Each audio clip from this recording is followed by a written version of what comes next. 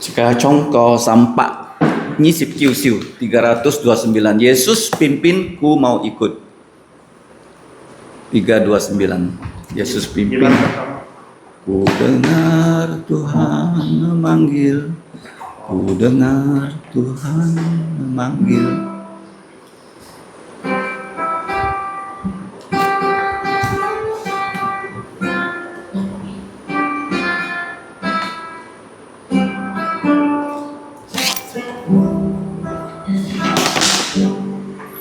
Ku dengar Tuhan memanggil. Ku dengar Tuhan memanggil. Ku dengar Tuhan memanggil. Ikut salib, ikutlah aku. Yesus pimpinku mau ikut. Yesus pimpinku mau ikut. Susah duka pasti ikut. Ku mau ikut Tuhanku. Mohon Tuhan menolong. Mohon Tuhan menolong. Ku mohon Tuhan menolong. Ku mau ikut Tuhanku. Yesus pimpinku mau ikut. Yesus pimpinku mau ikut. Susah duka pasti ikut. Ku mau ikut Tuhanku. Menyerahkan diriku. Menyerahkan diriku. Ku menyerahkan diriku. Ku mau ikut Tuhanku. Yesus pimpinku mau ikut. Yesus pimpinku mau ikut. Susah duka pasti ikut. Ku mau ikut Tuhanku. Mari kita berdoa. Bapa kami di surga, kami datang bersyukur untuk Yesus putramu yang sudah dengan sempurna menyelamatkan kami. Pada pagi ini kami diberi kesempatan oleh Engkau bersekutu. Tolonglah agar dapat memuliakan dan meninggikan nama-Mu saja. Ampuni dosa kami, dalam nama Yesus Putra Tunggal-Mu kami berdoa dan berterima kasih. Amin. Mari kita buka di kitab Filipi pasal 1. Kita hanya membaca 4 ayat dari ayat 27 sampai 30. Filipi surah di Jicong. Thì ini sip to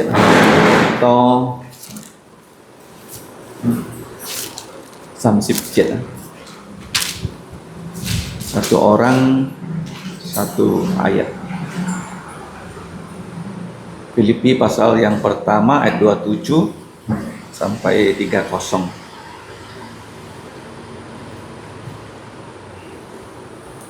Satu orang satu ayat.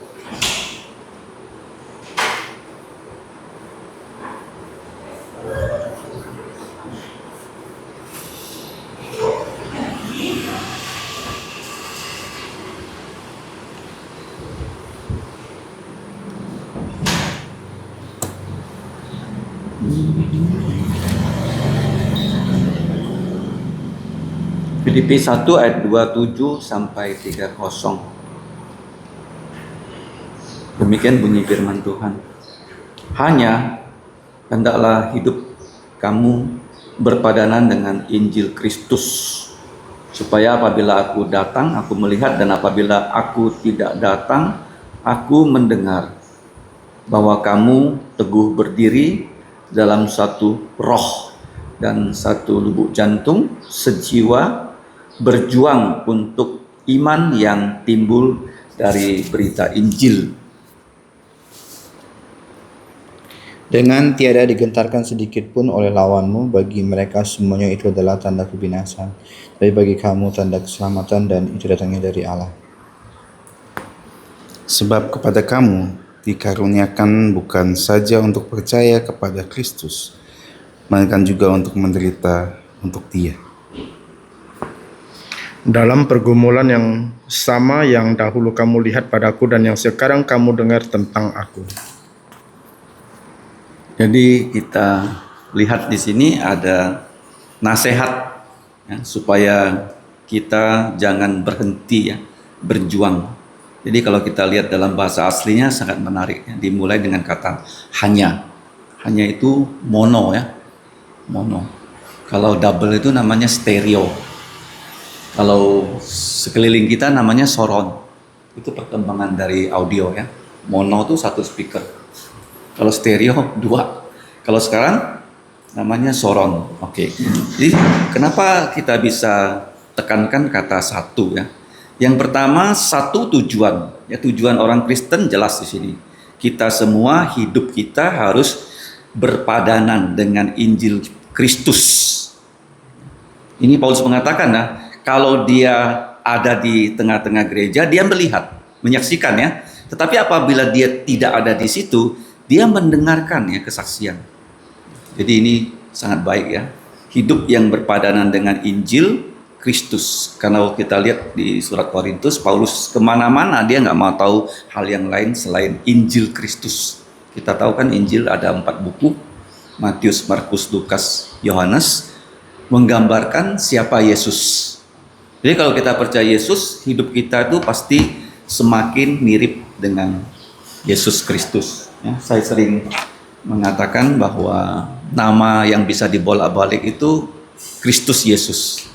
Ya, Kristus Yesus. Kalau nama manusia tuh tidak bisa. Ya, tidak bisa. Seperti misalnya Ishak, putra Abraham. Ya, Ishak Abraham itu di Malaysia begitu. Kalau bapaknya namanya Abraham, jadi anaknya namanya Ishak. Itu harus disebut ya Ishak bin Abraham. Ya, Ishak Abraham. Jadi orang sudah tahu siapa nama bapaknya. Nggak usah sebut lagi. Di Sarawak seperti itu. Misalnya bapaknya namanya Numpang, orang Dayak. Nah, nama putranya Jabu Numpang. Nah, kalau nama anaknya sekarang Jerat ya. Sekarang dia jadi wakil menteri di Sarawak. Ya, sejak dia masih muda saya kenal dia. Dia namanya apa? Jerat Jabu. Jabu nama bapaknya. Ya, ada yang terkenal lagi itu Taib Mahmud. Ya, kalau nama anaknya Mahmud Taib. Jadi kita nggak boleh balik namanya Taib Mahmud Taib, karena itu nama belakang nama bapaknya. Paham ya? Nah, Yesus Kristus Yesus ya tetap bisa dibalik-balikkan ya. Seperti presiden kan nggak boleh balik ya, Subianto Prabowo. Ya, dia Prabowo Subianto ya, dikenal seperti itu. Jadi Injil Kristus berpadanan artinya kita yang dulu itu adalah manusia berdosa seperti Paulus ya, pembunuh ya, orang yang sadis, orang yang sangat keras ya, tapi sekarang menjadi pemberita Injil. Jadi dia betul-betul berpadanan ya, kalau sekarang disebut apa? Kompatibel ya. Seperti misalnya ini Android, hanya program Android yang bisa masuk. Ya, ada yang iPhone, hanya program iPhone kompatibel ya. Jadi kalau kita ya sudah dalam Kristus, apa yang menjadi kompatibilitas kita? Semua firman bisa masuk yang membuat karakter kita semakin hari semakin mirip Kristus. Itu yang pertama. Yang kedua ya, yang pertama tujuan, yang kedua itu hasil. Kalau sudah ada tujuan, ada hasil. Nah, hasilnya apa? Kalau kita hidup berpadanan dengan Injil di ayat yang ke-27b, kita pasti teguh berdiri ya dalam satu roh ya, dalam satu roh. Teguh berdiri. Itu teguh berdiri ini kata yang penting ya di dalam surat Paulus. Seperti waktu di Efesus 6 ya. Teguh berdiri itu artinya kita dalam peperangan rohani, setelah perang selesai, kita tidak tergeletak mati, tapi tetap berdiri. Jadi teguh berdiri ini harus mengenakan 7 ya senjata rohani. Apa itu 7? Yang pertama, ikat pinggang kebenaran, Efesus 6 ayat 11 ya. Ikat pinggangnya kebenaran, pelindung dada itu keadilan. Jadi firman itu bukan hanya doktrin, tapi dipraktekkan. Adil itu artinya menjalankan perintah, itu adil ya. Terus yang berikutnya apa? Kaki ya, rela memberitakan Injil. Jadi orang mengatakan, saya tuh tahu firman, saya melaksanakan firman, tapi nggak pernah pergi menginjili. Hanya khotbah dari mimbar. Dia mengalahkan Yesus. Mengalahkan siapa? Yesus saja keliling dia mengabarkan Injil, sampai disalib pun ada orang percaya kepada Injilnya. Ya kamu bayangkan, setelah dia bangkit siapa yang percaya? Adik tirinya. Jadi Yesus ya, mulai ya dari awal sampai dia selesai itu membawa orang percaya. Makanya Yesus tuh selain disebut dia adalah Tuhan, dia disebut juga rasul, diutus untuk mengabarkan Injil. Jadi kalau kita teguh berdiri, ya kita mengenakan kebenaran, melaksanakan kebenaran, memberitakan Injil, terus kepala kita punya helmet keselamatan atau helm keselamatan, terus ada perisai iman ya di tangan ini. Jadi lengkap ya, semuanya ada, ya, lengkap. Kemudian di tangan kanan ada pedang sangkur. Nah yang satu lagi itu ini mulut kita bisa terus dengan walkie-talkie. Kalau HP kan bisa miss call ya. Kalau walkie-talkie nggak bisa. Pernah pakai walkie-talkie nggak? Nggak pernah ya. Pernah lihat orang pakai walkie-talkie? Pernah di gudang. Di gudang ya lah. Pasti bunyi kan? Nggak mungkin kamu ketik sana nggak bunyi. Itu kita doa tuh bukan, oh nomor telepon Allah tuh sekian. Dia bisa miss call kalau telepon. Bukan. Yang paling mirip itu analoginya adalah walkie-talkie. Begitu kamu ngomong udah sampai. Nggak ada cerita nggak sampai dalam nama Yesus. Jadi di sini sangat baik ya. Kita di sini punya hasil tetap berdiri teguh. Nah, yang berdiri teguh nanti ada contohnya di Ibrani 11 tuh. Ya semua pahlawan iman ya sudah berhasil berdiri teguh. Kemudian yang ketiga. Nah, untuk bisa punya hasil, kita terus harus berjuang. Jadi di sini dikatakan apa? Coba ayat 27b. Apa bunyinya? Dan sejantung, sejiwa, ini terkenal sekali, berjuang untuk iman yang timbul dari berita Injil. Ya, berjuang itu walaupun menderita, kita terus ya berjalan maju. Apa itu berjuang? Walaupun ada sakit, ya walaupun ada kendala, kita terus berjuang maju. Contohnya reformasi. Tokoh-tokoh reformasi itu hidupnya tidak panjang umur loh. Calvin itu sebelum 60 tahun dia sudah mati. Martin Luther juga. Ya, karena pada saat tua mereka punya penyakit yang pada saat itu tidak ada obatnya. Paham ya? Bahkan Johnson berapa tahun dia melayani? Berapa tahun? 35. Hah? 15. 15. Ya 15 tahun dia bagi jadi 5 periode. Setiap periode 3 tahun. Dia melayani umur 30, dia mati 45. Jadi hidup itu bukan panjang umur ya yang menjadi satu kriteria yang menilai seseorang. Tetapi apakah dalam hidup yang singkat ini kita bisa setia ya menjadi alat di tangan Tuhan. Itu berjuangnya. Ya berjuang di sini harus ya satu. Kalau dikatakan sehati di situ bahasa aslinya itu satu jiwa, satu roh berjuang untuk iman. Iman hanya bisa timbul dari berita Injil. Nah, coba lihat di dalam ayat terkenal kan 1 Korintus pasal 10 ya. Sorry, bukan 1 Korintus, Roma 10. Roma 10 ayat 17 ya. 17. Jadi kalau kita memberitakan Injil, firman, Roh Kudus bekerja dan orang yang mendengar bisa percaya. Jadi iman timbul. Iman adalah hadiah. Ya kalau orang mau mendengarkan dan pendengaran oleh firman Allah. Firman Allah ini termasuk Injil ya. Injil itu ada 4 buku, ada 4 poin. Kristus sudah mati untuk dosa kita sesuai kitab suci. Dia sudah dikubur, dia sudah bangkit pada hari ketiga sesuai kitab suci, dan dia menampakkan diri 10 kali dalam 40 hari. Yang berikutnya, satu semangat. 28 apa? Satu semangat. Tidak digentarkan sedikit pun oleh lawan kita. Karena lawan itu ingin membuat kita berhenti ya untuk melayani dan mengabarkan Injil. Nah, seperti zaman sekarang kan, Preacher Young kemarin bilang apa? Di Singapura ada gereja mengedarkan edaran khotbah tidak boleh lebih dari 30 menit kan? Ada dengar nggak kemarin? Kalian ngajar ya? Saya ngajar. Ya, diedarkan gereja loh. Karena mereka sekarang mengatakan masyarakat sekarang tuh short term, short, TikTok short, Google short. Jadi orang semuanya mau short. Jadi inilah dunia zaman sekarang, mau instan lah, semua mau cepat. Ya. Jadi kita lihat di sini, jangan digentarkan sedikit pun oleh lawanmu untuk mereka, ya, jadi musuh-musuh dari dalam orang Yahudi, ya, kemudian dari luar orang Roma. Untuk mereka itu tanda kebinasaan, tetapi untuk kita itu tanda keselamatan, dan itu datangnya dari Allah. Ya, di zamannya Rasul Paulus tuh tandanya ya selain salib ya, ada ini kan, iktus kan, ingat kan, ikan kan.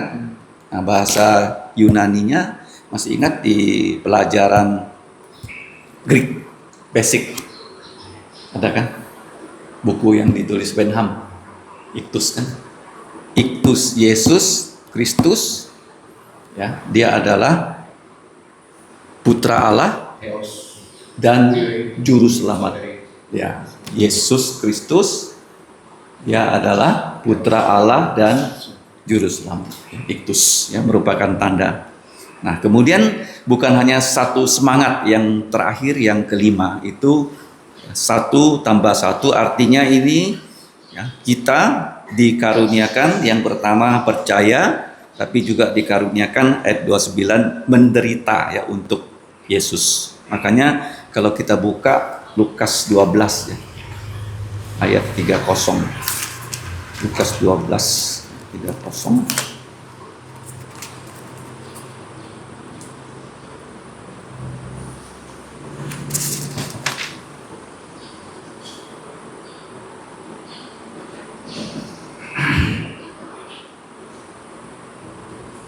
Bukan Lukas, maaf ya, Markus 12 ya, ayat 30. Coba kita baca sama-sama ya.